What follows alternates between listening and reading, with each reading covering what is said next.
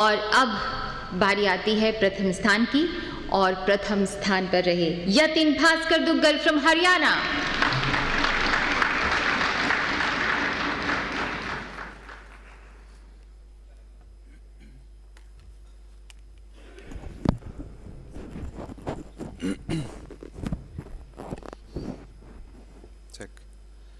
This is the same place where once Dr. Ambedkar stood and led the constitutional debates. I would like to thank the Nehru Yuva Kendra Sangathan as well as the Ministry of Youth and Affairs for helping a young boy from Haryana to come to this magnificent Central Hall of Parliament and share my views. I'll start. घर सजाने का तसव्वुर रखते हो, आओ पहले इस घर की मजबूत नींव रखी जाए. Greetings, ladies and gentlemen, and we have come a long way as in civilization. From Rigved and Samved to the longest written constitution of the world, from building Pushpak Vimans 4,000 years ago to building Miraj and Tejas today, from worshipping moon and Mars to today going to moon and Mars through Chandrayaan and Mangalyaan, we have come a long way as in civilization. Today, when I look at this topic, I see three aspects. What is a sustainable future for me? What is the role of youth, and how can we connect both of these together? Ecologically, ladies and gentlemen, the West has just started to learn the concept of living in harmony with nature, but as a civilization, we have been worshipping trees and eating on banana leaves for centuries. Today, as young people, it is important for us to take small steps. For example, today as youngsters, when rather than buying a 2500cc bike, we buy a 2500 rupees bicycle for a local travel. When you put that piece of plastic in the drain, and when as a civilization we understand the concept that nature has enough for your need, but not for your greed, will lead to an ecologically sustained nation. And when we have the resources, will lead towards a sustainable society, ladies and gentlemen. Today, we need to build a society that is sustainable and inclusive. It should include the doctors, it should include the soldiers, as well as the sweepers who clean this nation. Today, as we have surpassed China in terms of population, it becomes inevitable that we make educational and health infrastructure to sustain that population. And I would like to ask the youth of this nation, in order to become socially sustainable, we need to enforce and increase our employment avenues.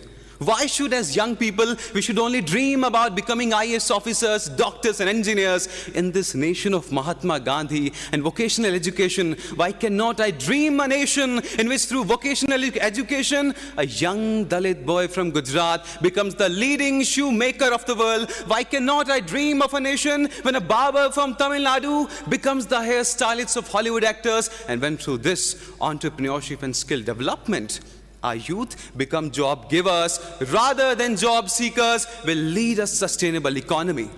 Ladies and gentlemen, today is time that we focus on equitable distribution of income, green GDP, sustainable development, and when the youth of this nation, rather than feeling proud about Sundar Pichai being the CEO of Google and Satya Nadella leading Apple, will build our own Google, our own Facebook in this nation, that day will become technologically sustainable. But ladies and gentlemen, all these three avenues are incomplete without a political structure that's unsustainable. That is why I believe that today, along with National Youth Parliament, we also need youth in the parliament to provide educational avenues and even innovative policies for our youth. I believe that today, as we have an Indian administrative services for our bureaucracy, we need to have an Indian political service for our politicians so that they can be sustained and engrossed with policy making, and good policies can be converted and transferred from one government to another, irrespective of their political policies. But, and I say this but in capital letters, ladies and gentlemen, irrespective of what society, culture, ecology we have, if our youth does not have the educational wisdom to use this potential, we cannot lead to a sustainable future. Today, I live in a nation, unfortunately, ladies and gentlemen, where a cigarette which can kill you is sold openly, but when a girl has to buy sanitary pads, she has to hide them in black polythenes. Today, I live in a nation where it's been 77 years since the white man has left this nation, but we are still living in that inferiority complex, using fairness creams to whiten our skin, whiten our culture, whiten our education, whiten our standard of life. In this era of globalization, we need to understand as young people that I can wear an American shirt and a Polish pant and a German watch, but my identity, which is going to be decided by the education structure I've been part of, has to stay Indian, ladies and gentlemen.